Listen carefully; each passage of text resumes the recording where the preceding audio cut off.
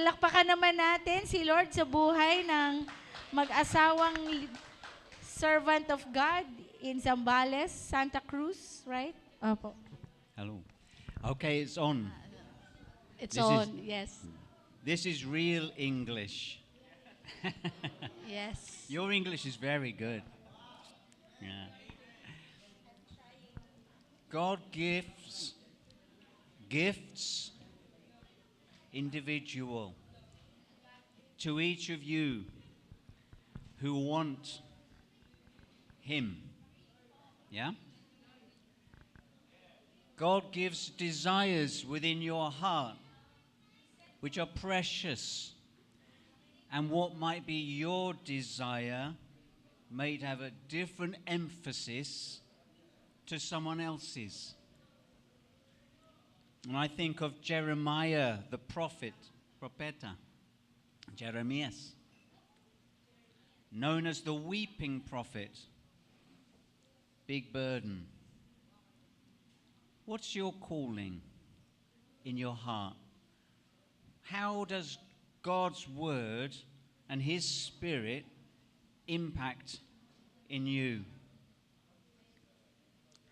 I have to be really careful because I tend to the legalistic.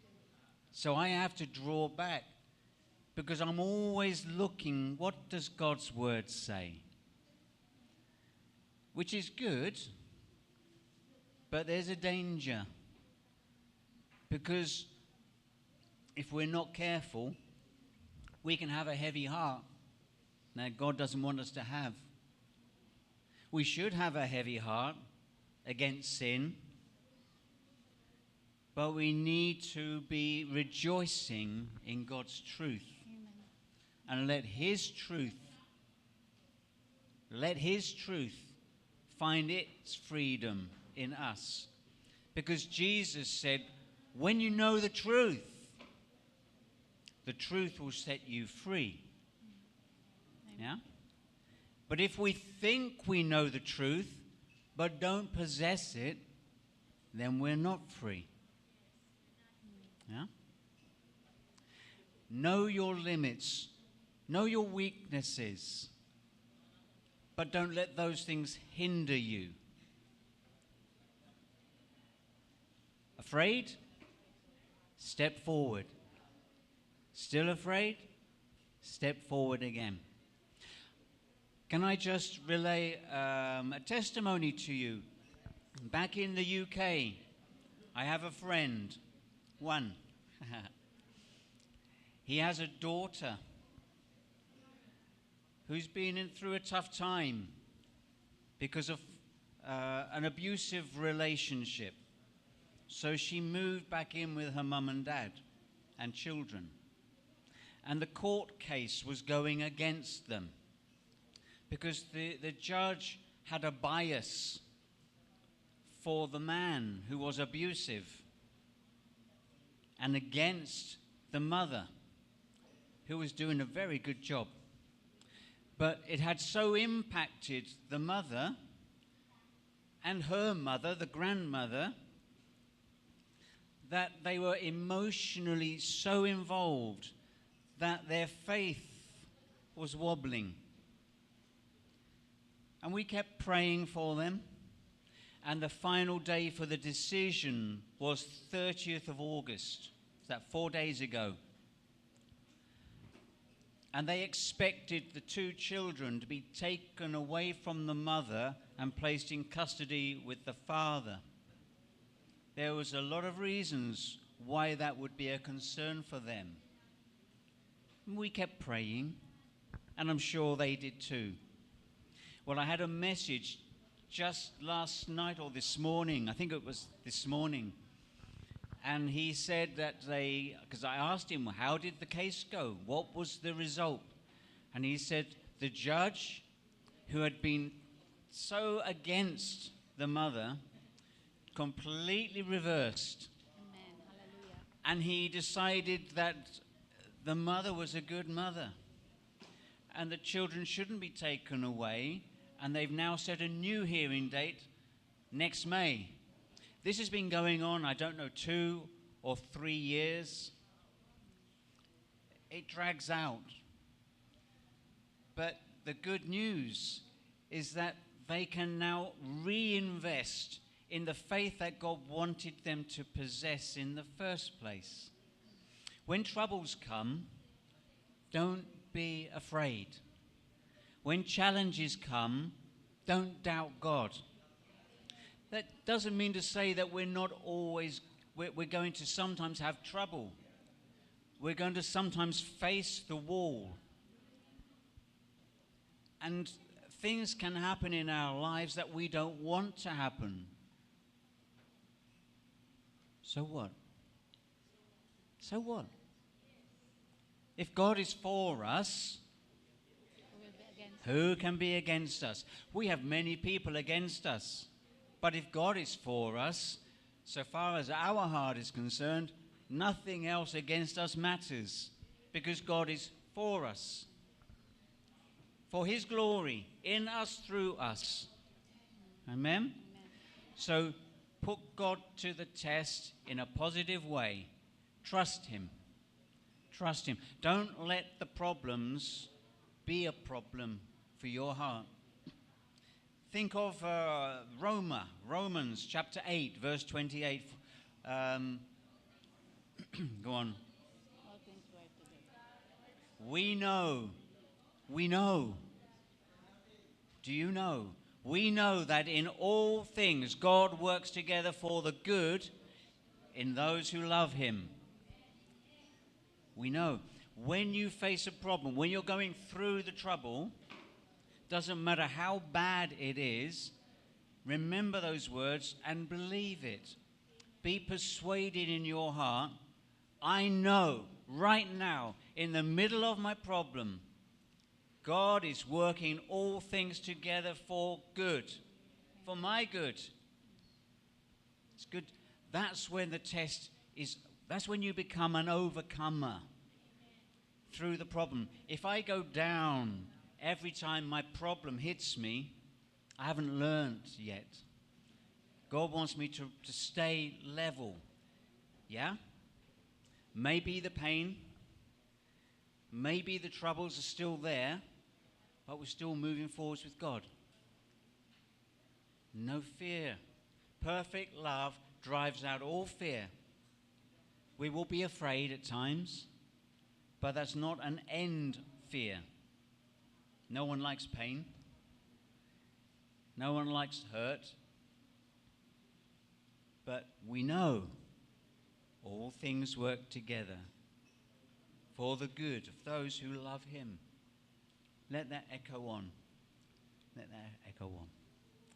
God bless you all. God bless you all. Oh yes, hindi pwedeng wala po ako masabi, ano po. Parang sinabi na po lahat ni Kuya Mark. Kuya Mark po tawag sa kanya. Pag kaming dalawa lang, may irog. Yeah. Yes. Salamat sa Panginoon at narito kaming muli. Dinala niya kami muli rito. At maraming salamat sa mga taong nananalangin sa amin. Those who pray for us. Hallelujah. And we also thank the person who give us that blessing, that the prayer that we have for our God.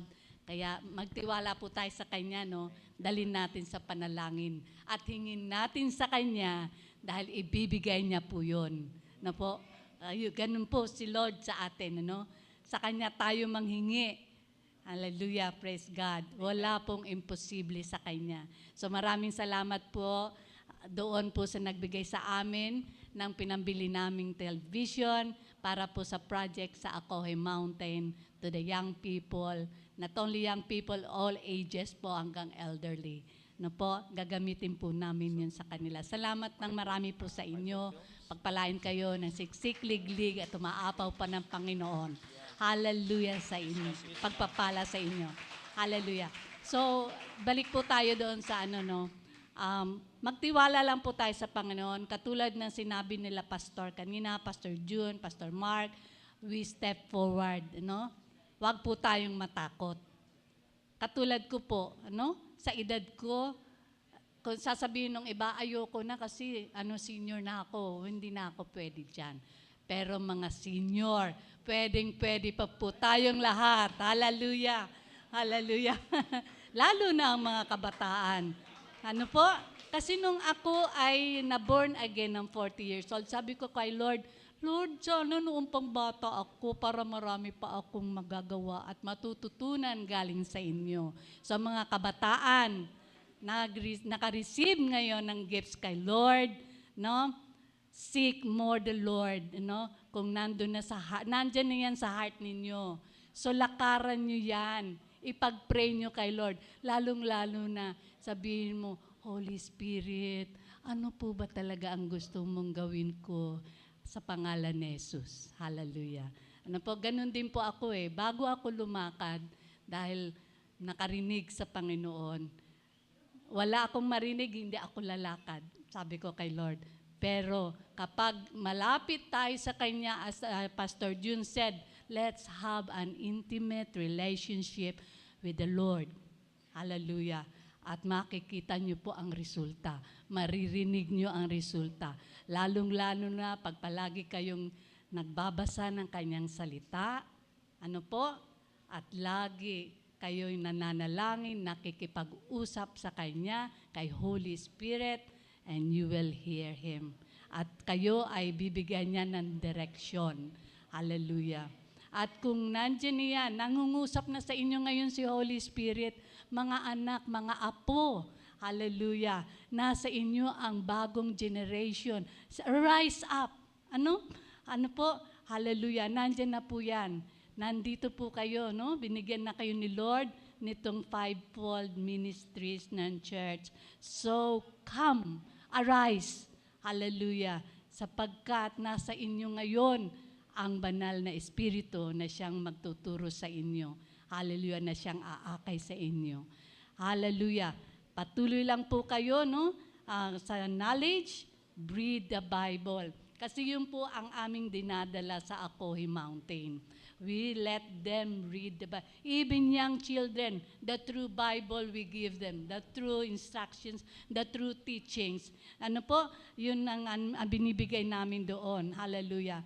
Paulit-ulit, inuulit namin, basahin niyo po ang salita ng Diyos dahil yaan ay pagtumimo sa inyong puso, kaluluwa at isipan kahit saan kayo pumunta. Ayon sa kasulatan, in and out of season, merong kayong ibibigay na mensahe mula sa Panginoon. Hallelujah. Read the Bible. Yun po ang aming palaging hinaano sa kanila, nire-remind. No? Bawat lakad namin, laging yun po ang aming binibigay. Please read your Bible. Because diyan, sa pamamagitan yan, nangungusap ang Panginoon sa atin. Hallelujah. At kapag meron kayong nabasa na paulit-ulit ibinabalik sa inyo ng banal na Espiritu, that is for you. Huwag niyo pong i-ignore. Sabihin mo, ano po, Panginoon, ang gusto mong malaman ko sa salita mo na ito. Hallelujah. Dahil i-reveal ni Lord ang bagay niyan. Mga young people, ano po, ganyan po kami natuto sa pagtuturo ng banal na Espiritu sa amin. Hallelujah. Pareho po kami ni Pastor Mark o ni Kuya Mark. Ano po? Si Kuya Mark nag-aral po yan. Ako po, ang teacher ko si Holy Spirit. Hallelujah. So, siya ang greatest teacher natin. Wala po tayong iba. Ano po, pero mas maganda rin po yung merong training. Pandagdag po yun. Hallelujah. Basta mag-depend tayo kay Lord. Ano po? Kay Lord Jesus, sa Holy Spirit. Hallelujah. So yan lang po ang masasabi ko. Mag-depend tayo kay Holy Spirit sapagkat siya ay nasa atin. Siya ay nakatira sa atin. Siya ang magbibigay at mag-i-instruct sa atin in the name of our Lord Jesus. And let us give all the glory to our Father God in Jesus' name. Hallelujah. Maraming salamat po. Patuloy at inuulit ko, magbasa po kayo ng Biblia. Basahin niyo po ang salita ng Diyos dahil diyan po siya nangungusap. At kapag nagkaroon kayo ng intimate relationship kay Lord, kasama po dyan, susunod na maririnig niyo, mangungusap sila. Hallelujah. At mga children, no, mga bata, alam nyo naman, mahal na mahal kayo ng Diyos. Hallelujah. Kasi sabi ni Lord, do not suffer the children to come to me. Kaya ako, pag lumalapit sa Panginoon, Lord, ganun ako, parang bata po ako pag nananalangin sa Kanya. Kasi yun ang gusto niya, mga seniors. Ganun po ang gusto ni Lord sa atin. No? Parang bata tayo na lalapit sa Kanya pag may hihingin tayo. Hallelujah. Kasi it is written, ask and it shall be given. Hallelujah. Ask. Of course, may kapalit yun. Obey His commandment. Hallelujah. In the name of Jesus, whatever you ask, it shall be given. Ganun po, lalapit tayo para tayong bata. Ano po? Hallelujah. Kasi yun ang gusto ni Lord. Kaya ako para akong bata pag ako nananalangin sa Panginoon. Sinishare ko ito sa inyo dahil yun ang gusto ni Lord. Hallelujah. Mga anak niya tayong lahat. Mga magkakapatid tayo kay Lord Jesus. Hallelujah. So yun po ang may share ko sa inyo. Let's pray and come to the Lord, hallelujah, as His really children. We are the children of God. Di po ba? Yung angkin ninyo, I am a child of God. Sabihin niyo po. I am a child of God. Amen. We are all children of God. Kaya lapit tayo sa Kanya, mga anak niya tayo, na parang bata. Ha? Wala po sa edad. Ako po, malapit na mag-65 sa October. So wala po sa edad ang paglapit sa Panginoon bilang anak niya, bilang bata. Kasi yun ang nakasulat. Ano po? Unless you'll be child like them, you cannot enter the kingdom of God. Hallelujah. So let us all be children of God. And to God be all the glory, and God bless you all. And the Lord and the Holy Spirit will lead you and will speak to you through the Word of God and from hearing from Him. To God be all the glory. Maraming salamat po at pagpalain kayo lahat ng Panginoon. Thank you, Lord. Thank you very much, Pastor Mark and Pastor Miriam. Okay, so yun, kahit na meron na silang, ang tawag ito, kaidaran, na, sabihin may age, tumatanda na, pero ginagamit pa rin ng Lord. So, sabihin mo sa katabi mo, pwede ka pa. Sige, sabihin mo sa katabi mo, pwede ka pa. Yan. Sabi nga ni Pastora, sana nung bata pa ako. Yan. Okay, kaya pwede pa tayong magamit ng Lord. Amen. Oh, amen. Sige. Salamat po sa inyong lahat. May nagbibiro kung sino daw gusto maging pastor at saka teacher. Ganyan. Tama ba? Ganon. Pag gusto daw maging joke lang. Kung naman, pinapatawa ko lang para mas matandaan ninyo. Kung sino daw ang gusto maging pastor and prophet, ganyan daw. O, di ba? Pastor and prophet. O, joke lang. At sino gusto maging evangelist? Ano ba yan? Ito to. Evangelist, prophet, at saka pastor. Hunger Games. It's just a joke, okay? Para lang matandaan nyo. Sige. Sige po, marami po salamat. Pwede pa rin magchika-chika. See you next Sunday. God bless everyone.